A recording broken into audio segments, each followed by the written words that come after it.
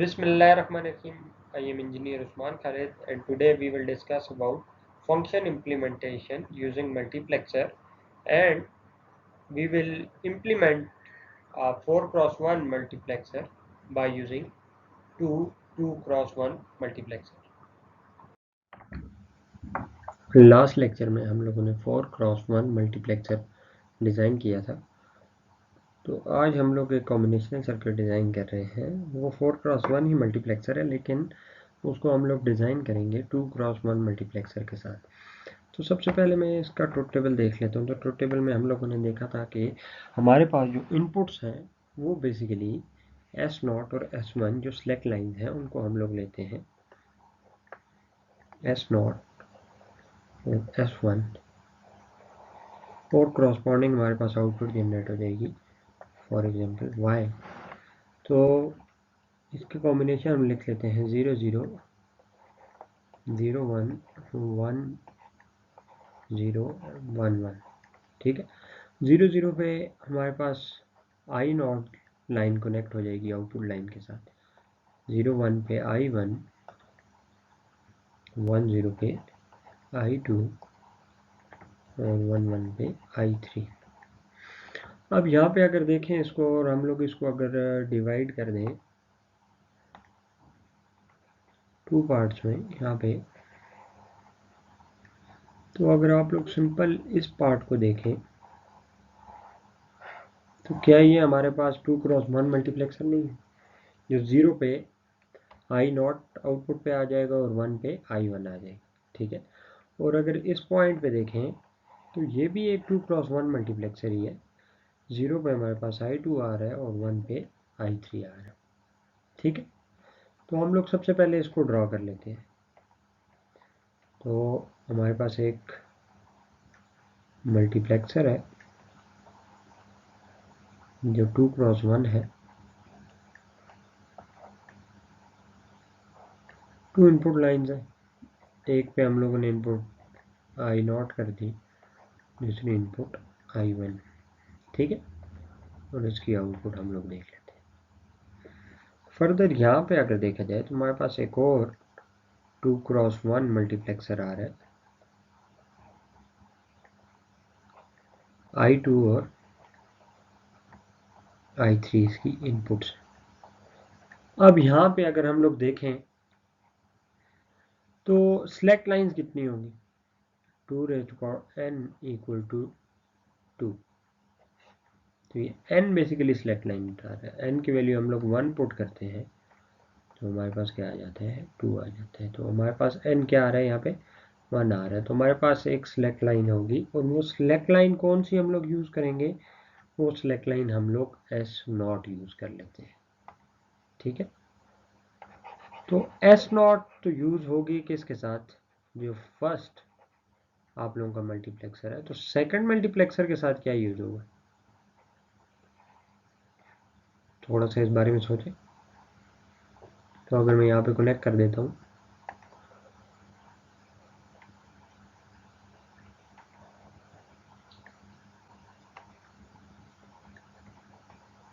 S0 को मैंने connect कर दिया फर्स्ट जो हमारे पास मल्टीप्लेक्सर है उसके साथ। ठीक है, अब हम लोग देखते हैं कि S0 फर्स्ट मल्टीप्लेक्सर के साथ, तो आगे इसकी वैल्यू क्या होगी, 0 और 1 होगी।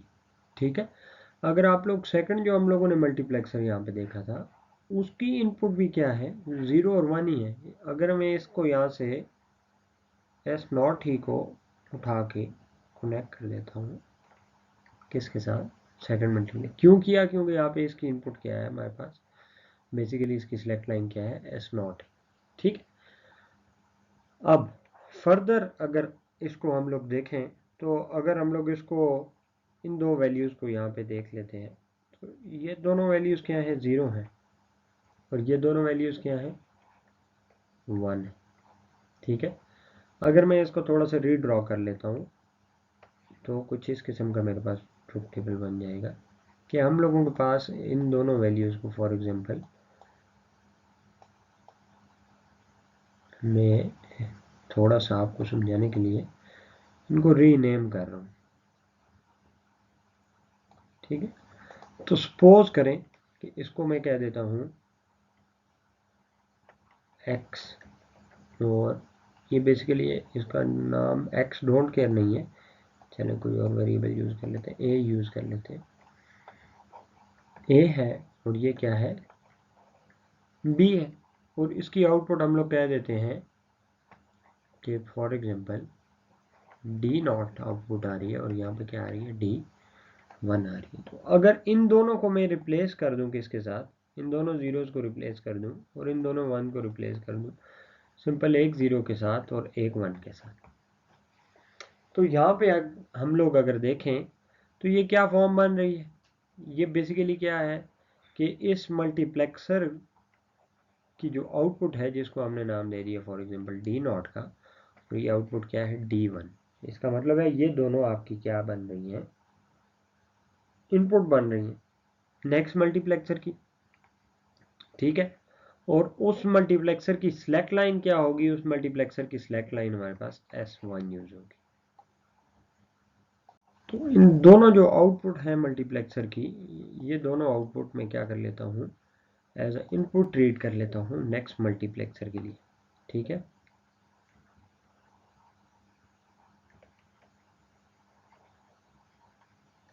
ये दोनों हमारे पास इनपुट आ गई नेक्स्ट मल्टीप्लेक्सर के लिए, और वो मल्टीप्लेक्सर भी हमारे पास क्या है, 2x1 मल्टीप्लेक्सर ही यूज होगा।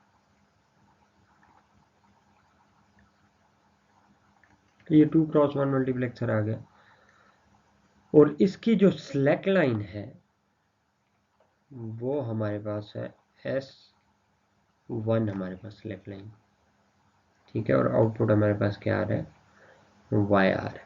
तो अब हम लोग इसको क्या कर लेते हैं, वैल्यूज़ देख लेते हैं S0 और S1 की। अगर वैल्यूज़ हम लोग पुट करें तो हमारे पास क्या आउटपुट आएगी, अगर मैं S0 की वैल्यू 0 पुट कर देता हूँ और S1 की वैल्यू भी क्या पुट कर देता हूँ, 0 पुट कर देता हूँ, तो यहाँ पे देखें आई नॉट कनेक्ट हो जाएगी आउटपुट के साथ। यहाँ पे 0 देखें तो हमारे पास I2 कनेक्ट हो जाएगी आउटपुट लाइन के साथ। यहाँ पे इसका मतलब है मुझे क्या मिल रहा होगा, I0 मिल रहा होगा, इसके साथ साथ यहाँ पे क्या मिल रहा होगा, I2 मिल रहा होगा। 2x1 मल्टीप्लेक्सर प्रीवियस लेक्चर हमने डिस्कस किया था, अगर आपको यहाँ पे कोई कन्फ्यूजन है कि कैसे स्विचिंग हो रही है तो आप वहाँ पे देख सकते हैं। अब S0 की वैल्यू भी 0 है, तो इसका मतलब है ये फर्स्ट लाइन है, ये कनेक्ट हो जाएगी आउटपुट लाइन के साथ और हमें आउटपुट पे मिल जाएगा I0। यहाँ पे आके अगर हम लोग देखें तो हम लोगों ने इसको प्रूव कर दिया कि 0 0 पे आपको I0 मिल रहा है, ठीक है। अब नेक्स्ट हम लोग क्या कर लेते हैं, नेक्स्ट हम लोग 0 1 पुट कर देते हैं, तो देखते हैं हमारे पास क्या आउटपुट जनरेट होगी। तो सबसे पहले तो हम लोग यहाँ पे इसको थोड़ा सा मैं रब कर लेता हूँ, ये वैल्यूज़ मैंने ले ली, S0 की वैल्यू 1 रख दी और S1 की वैल्यू 0 रख दी। अब जब 1 रखेंगे तो I1 कनेक्ट हो जाएगा हमारी आउटपुट लाइन के साथ, तो यहाँ पे हमें क्या मिल रहा होगा, I1 मिल रहा होगा। यहाँ पे देखते हैं हमें I3 मिल रहा होगा। इसके बाद 0 सेलेक्ट है तो आपकी ये वाली लाइन ही कनेक्ट होगी आउटपुट के साथ, और हम Y की वैल्यू क्या आ रही है हमारे पास, I1 आ रही है। तो ये देखें 0 1 पे हमें क्या मिल रहा है, I1 मिल रहा है, ठीक है। इसी तरीके से हम लोग I2 के लिए देख लेते हैं। I2 के लिए S1 हमारे पास 1 आ रहा है,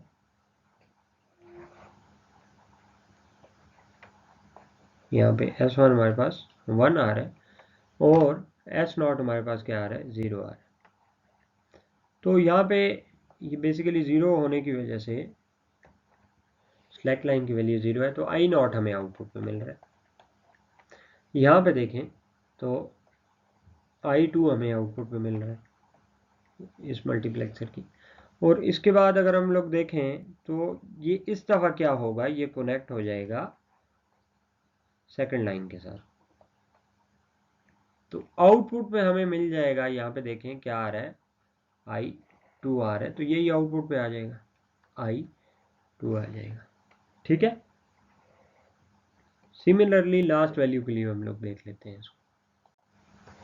S1 की वैल्यू 1 है और S0 की वैल्यू 1 है, तो यहाँ पे हमारे पास I1 अवेलेबल होगा और इसी तरीके से I3 अवेलेबल होगा। अब यहाँ पे हमारे पास आउटपुट पे I3 के साथ कनेक्ट हो जाएगा, तो Y की वैल्यू I3 आ रही है। तो हम लोगों ने 4x1 मल्टीप्लेक्सर डिज़ाइन कर लिया बाय यूजिंग 2x1 मल्टीप्लेक्सर। ठीक है, तो इसी को मैं फॉर एग्जांपल ये कर सकता हूँ कि मैं इसको डॉटेड लाइंस के साथ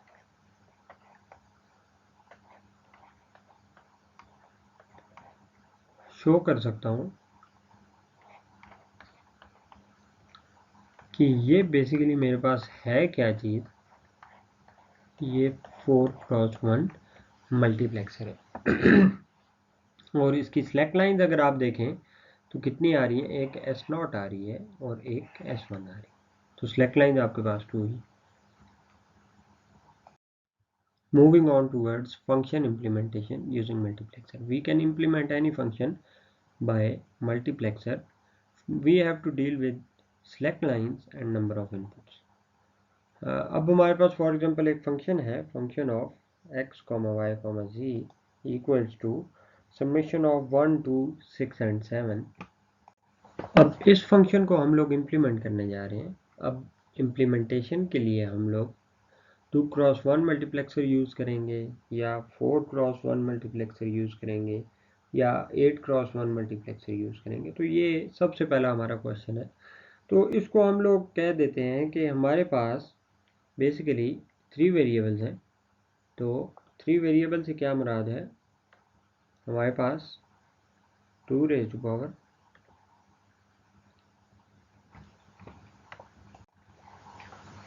v minus 1 2 raise to power v minus 1 हम यूज़ करेंगे। ये v बेसिकली क्या है, v नंबर ऑफ वेरिएबल्स है हमारे पास यहाँ पे। तो यहाँ पे हमारे पास नंबर ऑफ वेरिएबल्स 3 यूज़ हो रहे हैं, तो 2 रेज़ टू पावर 3 माइनस 1 हम लोग यूज़ करेंगे, तो 2 raise to power 2 equals to 4। तो इसका मतलब है कि हम लोग जो मल्टीप्लेक्सर यूज़ करेंगे उसकी कितनी इनपुट होंगी, कितनी सेलेक्ट लाइंस होंगी 2, और उसकी इनपुट्स कितनी होंगी 4 होंगी। इसका मतलब है कि 4x1 मक्स हम लोग यूज़ करेंगे इस फंक्शन की इम्प्लीमेंटेशन में।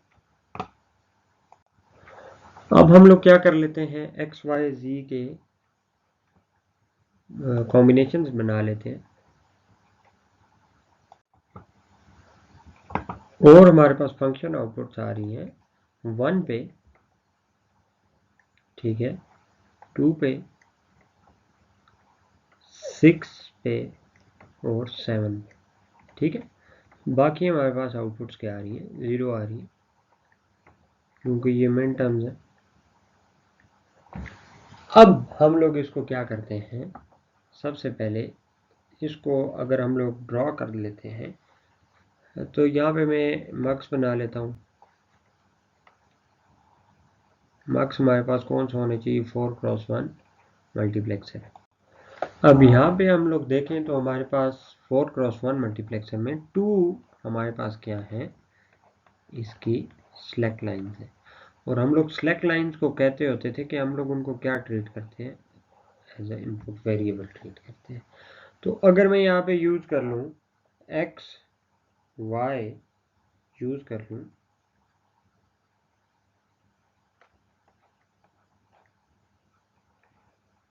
तो प्रॉब्लम हमारे पास क्या आएगा कि हमारे पास यहाँ पे z के लिए कोई सेलेक्ट लाइन अवेलेबल नहीं है। तो अगर z के लिए सेलेक्ट लाइन अवेलेबल नहीं है तो हम लोग क्या कर सकते हैं, हम लोग कुछ भी नहीं कर सकते इस पॉइंट पे। तो फिर कोई ऐसा सॉल्यूशन होना चाहिए जिसके थ्रू हम लोग इसको क्या करें, सॉल्व करें।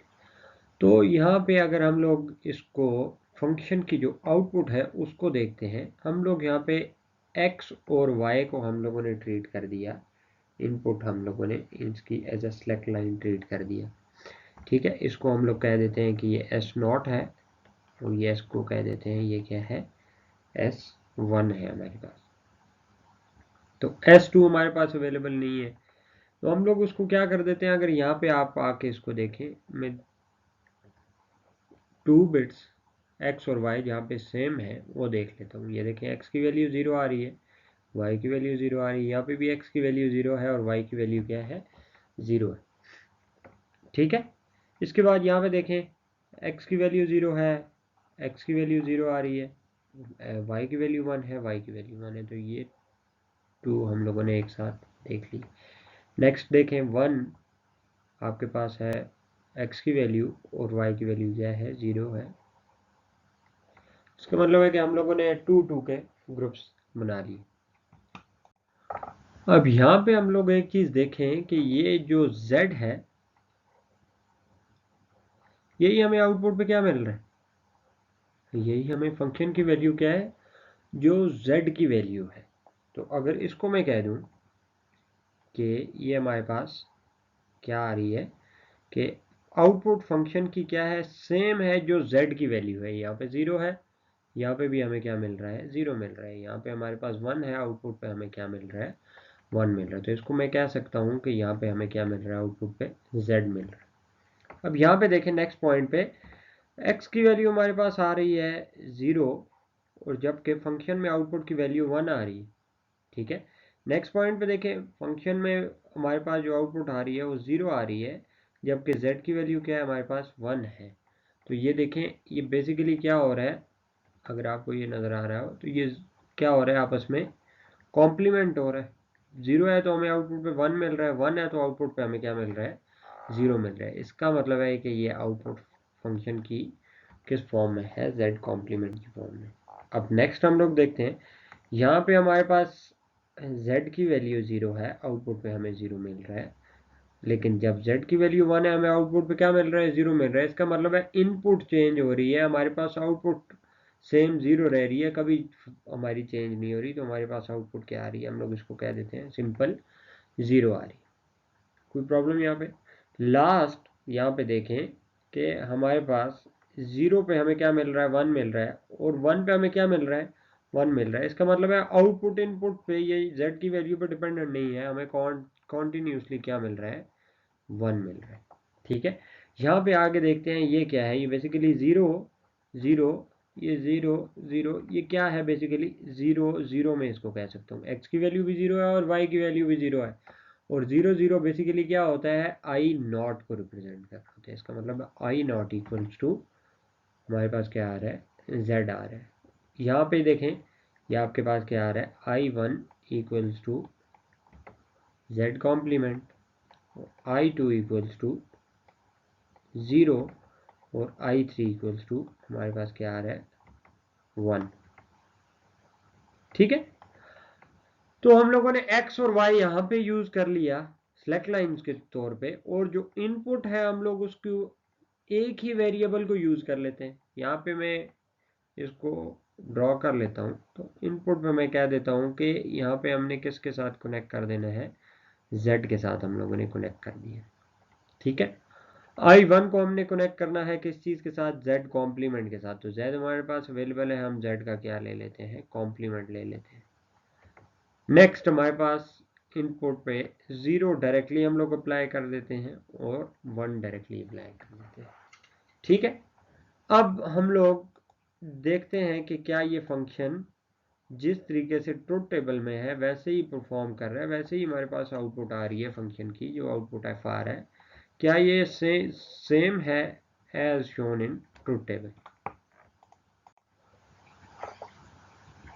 x की वैल्यू हम लोग 0 देख लेते हैं, y की वैल्यू क्या देख लेते हैं, 0 देख लेते हैं। ठीक है, और z की वैल्यू हम लोग क्या अप्लाई कर देते हैं, यहाँ पे 0 अप्लाई कर देते हैं। देखते हैं आउटपुट पे हमें क्या मिलेगा। 0 0 पे आपको पता है ये कि आई नॉट जो हमारे पास है, ये लाइन फर्स्ट लाइन, इसको हम लोग आई नॉट कहते हैं। आई नॉट कनेक्ट हो जाएगी हमारे पास आउटपुट लाइन के साथ, और आउटपुट पे हमें क्या मिल रहा होगा, 0 मिल रहा। ठीक है, अब अगर मैं z की वैल्यू चेंज करके 1 कर देता हूं, तो आउटपुट पे हमें क्या मिल रहा होगा, क्योंकि ये इसी लाइन के साथ कनेक्टेड है तो आउटपुट पे हमें 1 मिल रहा होगा। इसका मतलब है कि ये आउटपुट जो आ रही है इस ट्रुथ टेबल के क्रॉसपॉन्डिंगली करेक्ट हमारे पास आउटपुट आ रही है। फर्दर हम लोग क्या कर लेते हैं, हम लोग इनपुट पे हम लोग z की वैल्यू को क्या कर लेते हैं, सिलेक्ट लाइन पे 1 कर देते हैं। अब 0 1 पे आपकी ये सेकंड लाइन जो I1 है ये कनेक्ट हो जाएगी आउटपुट के साथ। और हम लोग अगर z की वैल्यू 1 पुट करते हैं, ये जैसे ट्रुथ टेबल में शो हो रहा है, तो आउटपुट हमें क्या आनी चाहिए, 0 आनी चाहिए। तो यहाँ पे 1 है, ये पास ऑन होगा इस इन्वर्टर के थ्रू, तो हमें यहाँ पे इनपुट पे 0 मिलेगा। सिलेक्ट लाइन की वैल्यू 0 1 है, तो आउटपुट पे हमें क्या मिल जाएगा, 0 मिल जाएगा। ठीक है।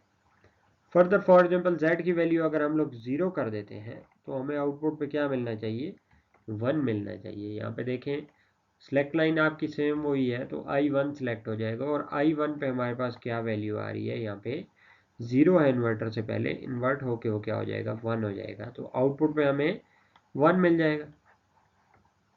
ठीक है, ये भी हमने प्रूव कर दिया। इसके बाद नेक्स्ट अगर हम लोग सिलेक्ट लाइन की वैल्यू 1 0 कर देते हैं तो हमारे पास I2 सिलेक्ट हो जाती है। अब I2 पे हमारे पास क्या है, 0 है, तो आउटपुट पे क्या आएगा, इसका मतलब है Z की वैल्यू अगर हम लोग यहाँ पे 0 रखें फिर भी हमें क्या मिल रहा है, आउटपुट पे 0 मिल रहा है। और अगर Z की वैल्यू चेंज करके आउटपुट पे हम लोग इनपुट पे 1 कर दें तो आउटपुट फिर भी क्या मिलेगी, 0 ही मिलेगी, कोई चेंज नहीं आएगा। और लास्ट हमारे पास I3 पे अगर हम लोगों ने 1 अप्लाई कर दिया है तो Z की वैल्यू हम लोग चेंज कर भी दें फिर भी हमें आउटपुट पे क्या मिलेगा, 1 ही मिलेगा। कि जब Z की वैल्यू 1 है तो बेसिकली ये I3 सिलेक्ट है और आउटपुट पे हमें 1 मिलेगा। और जब Z की वैल्यू 0 भी कर देते हैं हमें फिर भी क्या मिलेगा, आउटपुट पे 1 ही हमारे पास आ रहा हो। तो हम लोगों ने एक इस फंक्शन को इम्प्लीमेंट कर दिया बाय यूजिंग मल्टीप्लेक्सर। यहाँ पे एक चीज़ है कि हम लोगों ने z वेरिएबल को यूज़ किया है एज अ इनपुट। ठीक है, हम लोगों ने x और y को ट्रीट किया है सिलेक्ट लाइन पे। आप लोग x और z को क्या ट्रीट कर सकते हैं, as a select line. y आप लोग इसको क्या ट्रीट कर सकते हैं, एज ए इनपुट। या आप लोग y और z को आप यूज़ कर सकते हैं सिलेक्ट लाइन पे और x आप लोग क्या कर सकते हैं, अपनी इनपुट पे प्रोवाइड कर सकते हैं। लेकिन उस पॉइंट पे आपने ये देखना होगा कि कहाँ कहाँ पे फॉर एग्जांपल आप लोगों ने y और z सिलेक्ट किया है, तो आप लोगों ने देखना होगा कहाँ पे y और z की वैल्यू 0 आ रही है, किस पॉइंट पे आ रही है, दूसरा कहाँ पे आ रही है, इस पॉइंट पे आ रही है। आपने इन दोनों पॉइंट पे x की वैल्यू देखते हुए अपने फंक्शन की आपने क्या देखनी पड़ेगी, आउटपुट वैल्यू देखनी पड़ेगी। ठीक है, एक और हम लोग फंक्शन इंप्लीमेंट कर देते हैं और हमारे पास फॉर एग्जांपल फंक्शन है ए बी सी डी की फॉर्म में, फंक्शन ऑफ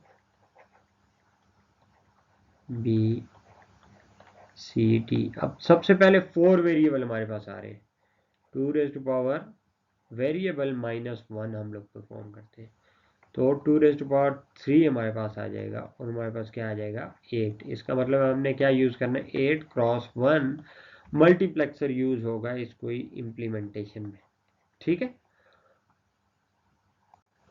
और इन फंक्शन में हमारे पास मिन टर्म्स की आउटपुट आ रही है 1 3 4 11 12 13 14 और 15। तो हम लोग सबसे पहला काम क्या करते हैं, हम लोग यहाँ पे इनके कॉम्बिनेशन बना लेते हैं ए बी सी डी के। तो ट्रुथ टेबल की फॉर्म में कितने कॉम्बिनेशन आएंगे, 16 कॉम्बिनेशन आएंगे 0 से लेके 15 तक। तो हम लोगों ने ये कॉम्बिनेशन बना लिए। अब इस ट्रुथ टेबल में हमारे पास आउटपुट 1 पे आ रही है, हम लोग इसको ड्रॉ कर लेते हैं 1। इसके बाद हमारे पास आउटपुट 3 पे आ रही है, 3 पे भी हमारे पास 1 आ रहा है, 4। ठीक है, इसके बाद हमारे पास 11 पे 1 आ रहा है, 11 12 13 14 15। अब इस पॉइंट पे कन्वर्जन जो है, नंबर कन्वर्जन आपकी फिंगर टिप्स में होनी चाहिए ताकि आप लोग डायरेक्टली ये परफॉर्म कर लें। बाकी सब पॉइंट पे हमारे पास क्या आ रहा होगा, 0 आ रहा होगा। ठीक है, अब नेक्स्ट स्टेप पे हम लोग क्या करेंगे, नेक्स्ट स्टेप पे हम लोग यहाँ पे अपना इनपुट वेरिएबल डिफाइन करेंगे। अब इनपुट वेरिएबल सबसे इजी ये है कि हम लोग डी को as a input variable use कर लें, ए बी सी को हम लोग सेलेक्ट लाइन यूज़ कर लें। क्यों ऐसा, क्योंकि यहाँ पे देखें कि हम लोगों के पास ये वैल्यूज़ क्या आ रही हैं, सिमिलर आ रही है। ठीक है, तो हम लोग क्या कर लेते हैं, डी को as a input variable use कर लेते हैं। So looking into the values of D here, so 0 and 1 output पे फंक्शन की वैल्यूज़ भी क्या आ रही है, 0 और 1।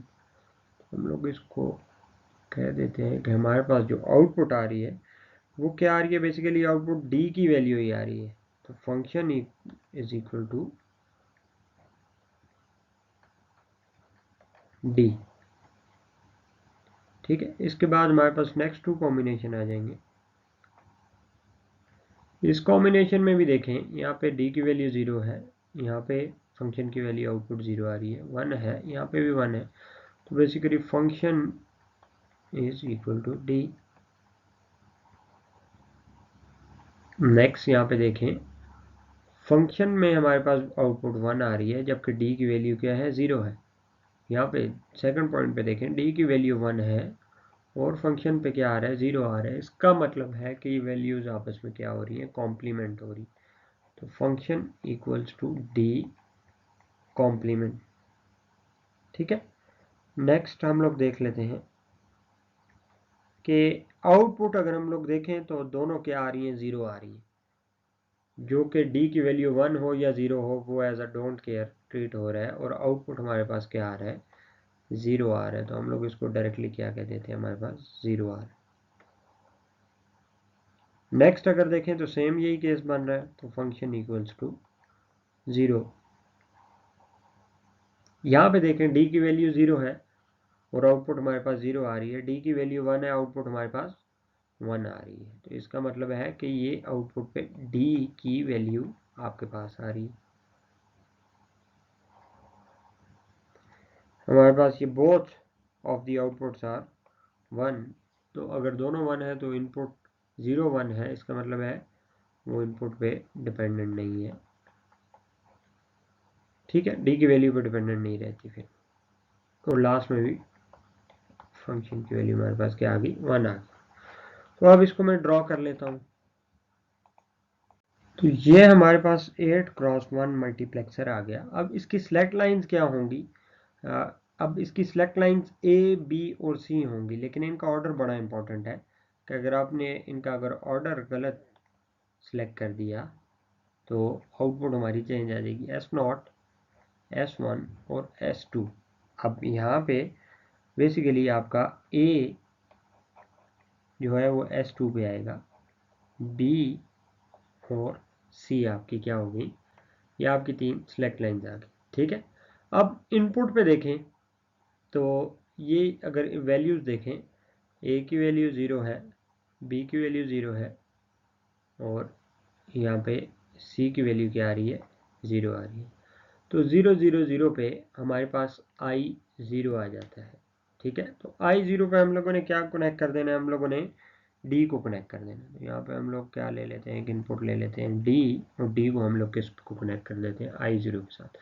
नेक्स्ट अगर हम लोग देखें तो हमारे पास क्या आ रहा है, बेसिकली यहाँ पे सेम आपके पास D आ रहा है। तो मैं 1 को भी कैसे कनेक्ट कर देता हूँ, D से कनेक्ट कर देता हूँ। तो यहाँ से ये एक वायर उठा लेते हैं हम लोग और उसको कनेक्ट कर देते हैं 1 के साथ। ठीक है, नेक्स्ट पॉइंट पे हमारे पास क्या आ रहा है, D कॉम्प्लीमेंट आ रहा है। तो हमारे पास D अवेलेबल है, यहाँ से मैं D का क्या कैलकुलेट कर लेता हूँ, कॉम्प्लीमेंट कैलकुलेट कर लेता हूँ। तो इस पॉइंट पे हमारे पास क्या आ रहा है, D कॉम्प्लीमेंट आ रहा है। नेक्स्ट हमने किससे कनेक्ट कर देना है, 0 के साथ कनेक्ट कर देना है। तो 0 का कलर मैं क्या कर देता हूँ, चेंज कर देता हूँ। इसको मैंने किससे कनेक्ट कर दिया, 0 से। नेक्स्ट 4 पे भी 0 आ रहा है, ठीक है, हमने उसको 0 के साथ कनेक्ट कर दिया। नेक्स्ट जो देखें यहाँ पे हमारे पास दोबारा से क्या आ रहा है, हमारे पास डी आ रहा है, तो हमने डी के साथ कनेक्शन इसका मेक करना है। यहाँ से मैं एक वायर उठा लेता हूँ,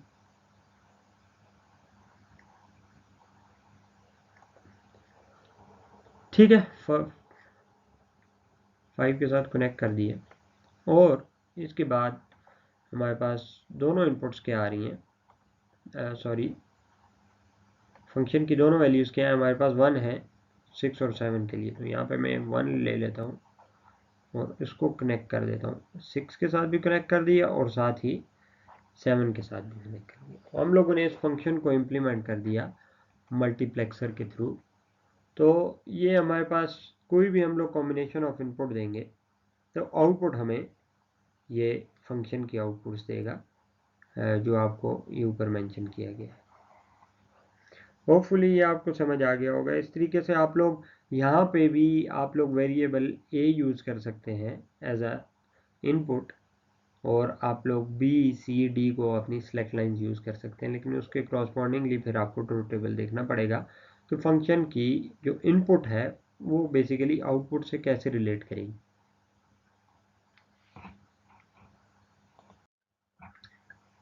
हमेशा की तरह क्वेश्चन आंसर्स आपके हम लोग डिस्कस करेंगे ऑनलाइन सेशन में। अल्लाह हाफिज़।